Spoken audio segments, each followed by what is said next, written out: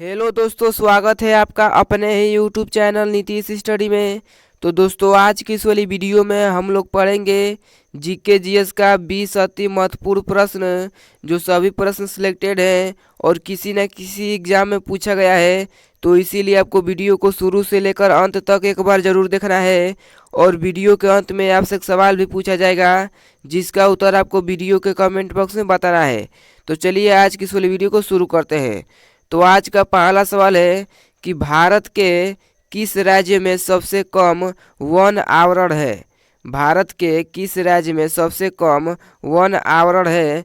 तो आपको याद रखना है कि हरियाणा में, ठीक है, हरियाणा में सबसे कम वन आवरण है। तो पहला सवाल का सही जवाब हो जाएगा ऑप्शन नंबर बी। चलिए अगला सवाल देखते हैं। अगला सवाल आता है कि दक्षिणी ध्रुव पर पहुंचने वाले पहले भारतीय कौन थे। दक्षिणी ध्रुव पर पहुंचने वाले पहले भारतीय कौन थे। तो आपको याद रखना है कि जेके बजाज, ठीक है, जेके बजाज दोस्तों दक्षिणी ध्रुव पर पहुंचने वाले पहले भारतीय थे। तो दूसरा सवाल का सही जवाब हो जाएगा ऑप्शन नंबर बी। चलिए अगला सवाल देखते हैं। अगला सवाल आता है दोस्तों, अगर आपको किसी भी सवाल का उत्तर पहले से आता होगा तो वीडियो के कमेंट बॉक्स में ज़रूर बताइएगा। तो अगला सवाल है कि सार्क का मुख्यालय कहाँ स्थित है। सार्क का मुख्यालय कहाँ स्थित है। तो ये आपका हो जाएगा कि काठमांडू में, ठीक है, काठमांडू में सार्क का मुख्यालय है। तो तीसरा सवाल का सही जवाब हो जाएगा ऑप्शन नंबर सी। चलिए अगला सवाल देखते हैं। अगला सवाल आता है कि प्रत्येक वर्ष प्रवासी भारतीय दिवस कब मनाया जाता है। प्रत्येक वर्ष प्रवासी भारतीय दिवस कब मनाया जाता है। तो आपको याद करना है कि 9 जनवरी को, ठीक है, 9 जनवरी को दोस्तों प्रत्येक वर्ष भारतीय प्रवासी दिवस मनाया जाता है।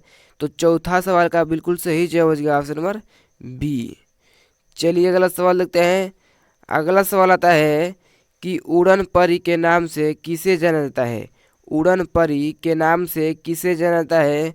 तो आपको याद रखना है कि उड़न परी के नाम से पीटी उषा को जाना जाता है, ठीक है, उड़न परी के नाम से पीटी उषा को जाना जाता है। तो पांचवा सवाल का सही जवाब हो जाएगा ऑप्शन नंबर सी। चलिए अगला सवाल देखते हैं।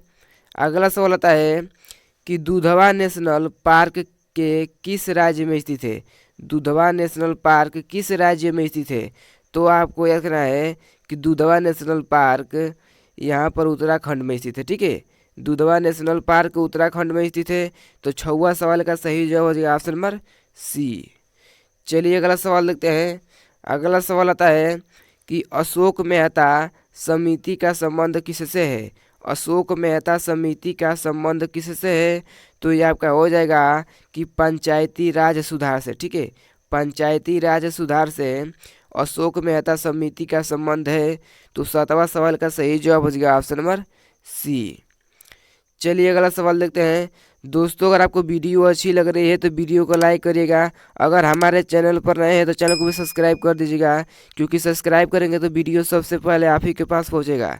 तो अगला सवाल है कि क्षेत्रफल की दृष्टि से सबसे बड़ा देश है। क्षेत्रफल की दृष्टि से सबसे बड़ा देश कौन है। तो आपको याद रखना है कि रूस, ठीक है, रूस जो है क्षेत्रफल की दृष्टि से सबसे बड़ा देश है। तो आठवां सवाल का सही जवाब हो जाएगा ऑप्शन नंबर बी। चलिए दोस्तों अगला सवाल देखते हैं। अगला सवाल आता है कि किसे बिहार केसरी के नाम से जाना जाता है। किसे बिहार केसरी के नाम से जाना जाता है। तो ये आपका हो जाएगा कि श्री कृष्ण सिंह को, ठीक है, श्री कृष्ण सिंह को बिहार केसरी के नाम से जाना जाता है। तो नौवां सवाल का सही जवाब हो जाएगा ऑप्शन नंबर डी। चलिए अगला सवाल देखते हैं। दोस्तों, सभी प्रश्न सिलेक्टेड है, इसीलिए आपको वीडियो को एक बार शुरू से लेकर अंत तक जरूर देखना है। तो अगला सवाल आता है कि भारतीय संविधान में मूल कर्तव्य की संख्या कितनी है। भारतीय संविधान में मूल कर्तव्य की संख्या कितनी है। तो ये आपका हो जाएगा कि 11, ठीक है, भारतीय संविधान में मूल कर्तव्य की संख्या 11 है। तो 10वां सवाल का सही जवाब हो जाएगा ऑप्शन नंबर सी। चलिए अगला सवाल देखते हैं। अगला सवाल आता है कि नेशनल असेंबली किस देश के सांसद का नाम है। नेशनल असेंबली किस देश के सांसद का नाम है।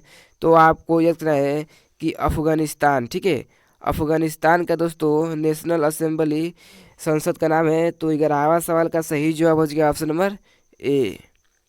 चलिए अगला सवाल देखते हैं। अगला सवाल आता है कि वायुमंडल में सबसे नीचे वाली परत को क्या कहते हैं। वायुमंडल में जो सबसे नीचे वाली परत होती है उसको क्या कहते हैं। तो ये आपका हो जाएगा कि क्षोभ मंडल। ठीक है, क्षोभ मंडल कहते हैं वायुमंडल में सबसे निचली वाली परत को। तो 12वां सवाल का सही जवाब हो गया ऑप्शन नंबर ए। चलिए दोस्तों अगला सवाल देखते हैं। अगला सवाल आता है कि मनुष्य के शरीर में विटामिन ए कहाँ भंडारित होता है। मनुष्य के शरीर में विटामिन ए कहाँ पर भंडारित होता है। तो आपको यह कहना है कि यकृत में। ठीक है, यकृत में विटामिन ए भंडारित होता है। तो 13वां सवाल का सही जवाब हो गया ऑप्शन नंबर ए। अगला सवाल आता है कि काजू का सबसे बड़ा उत्पादक राज्य कौन सा है। काजू का सबसे बड़ा उत्पादक राज्य कौन सा है। तो आपको याद रखना है कि महाराष्ट्र। ठीक है, महाराष्ट्र जो है दोस्तों काजू का सबसे बड़ा उत्पादक राज्य है। तो 14वां सवाल का सही जवाब हो जाएगा ऑप्शन नंबर बी। चलिए दोस्तों अगला सवाल देखते हैं। अगला सवाल आता है कि भारत में सबसे अधिक दाल का उत्पादन कौन राज्य करता है। भारत में सबसे अधिक दाल का उत्पादन कौन राज्य करता है। तो आपको याद रखना है कि मध्य प्रदेश। ठीक है, मध्य प्रदेश सबसे अधिक दाल का उत्पादन करता है। तो 15वां सवाल का सही जवाब हो जाएगा ऑप्शन नंबर डी। चलिए दोस्तों अगला सवाल देखते हैं। अगला सवाल आता है कि सबसे अधिक मात्रा में केसर कहाँ से मिलता है। सबसे अधिक मात्रा में केसर कहाँ से मिलता है। तो आपका हो जाएगा कि जम्मू कश्मीर में। ठीक है, जम्मू कश्मीर में सबसे अधिक मात्रा में केसर मिलता है। तो 16वां सवाल का सही जवाब हो जाएगा ऑप्शन नंबर सी। चलिए अगला सवाल देखते हैं। अगला सवाल आता है कि फल उत्पादन में भारत का विश्व में कौन सा स्थान है। फल उत्पादन में भारत का विश्व में कौन सा स्थान है। तो आपको यहाँ पर याद रखना है कि द्वितीय मतलब दूसरा स्थान है फल उत्पादन में भारत का विश्व में। तो 17वां सवाल का सही जवाब हो गया ऑप्शन नंबर बी। चलिए अगला सवाल देखते हैं। अगला सवाल आता है कि सब्जी उत्पादन में भारत का विश्व में कौन सा स्थान है। सब्जी उत्पादन में भारत का विश्व में कौन सा स्थान है। तो ये भी हो जाएगा आपका कि दूसरा स्थान है। ठीक है, तो 18वां सवाल का सही जवाब हो जाएगा ऑप्शन नंबर ए। चलिए दोस्तों अगला सवाल देखते हैं। अगला सवाल आता है कि भारत का सबसे बड़ा चावल उत्पादक राज्य है। भारत का सबसे बड़ा चावल उत्पादक राज्य कौन सा है। तो इसका उत्तर आपको वीडियो के कमेंट बॉक्स में बताना है। तो जल्दी से बताइए कि भारत का सबसे बड़ा चावल उत्पादक राज्य है। तो चलिए अगला सवाल देखते हैं। अगला सवाल आता है कि किस ग्रह को शाम का तारा कहा जाता है। किस ग्रह को शाम का तारा कहा जाता है। तो आपको याद रखना है कि शुक्र को। ठीक है, शुक्र ग्रह को शाम का तारा कहा जाता है। तो 20वां सवाल का सही जवाब हो जाएगा ऑप्शन नंबर सी। चलिए दोस्तों अगला सवाल देखते हैं। आज का लास्ट प्रश्न देखते हैं और आपको ये वीडियो के कमेंट बॉक्स में बताना है कि इन सभी प्रश्नों में सबका कितना उत्तर सही हुआ है। तो आज का लास्ट प्रश्न है कि भारत डायनामाइट लिमिटेड केंद्र कहाँ स्थित है। भारत डायनामाइट लिमिटेड केंद्र कहाँ स्थित है। तो आपको याद रखना है कि हैदराबाद में। ठीक है, हैदराबाद में भारत डायनामाइट लिमिटेड केंद्र स्थित है।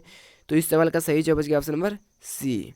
दोस्तों अगर आपको वीडियो अच्छी लगी हो तो वीडियो को लाइक कर दीजिएगा, वीडियो को भी शेयर कर दीजिएगा, चैनल को सब्सक्राइब कर दीजिएगा। तो चलिए मिलते हैं अगले वीडियो में, तब तक धन्यवाद।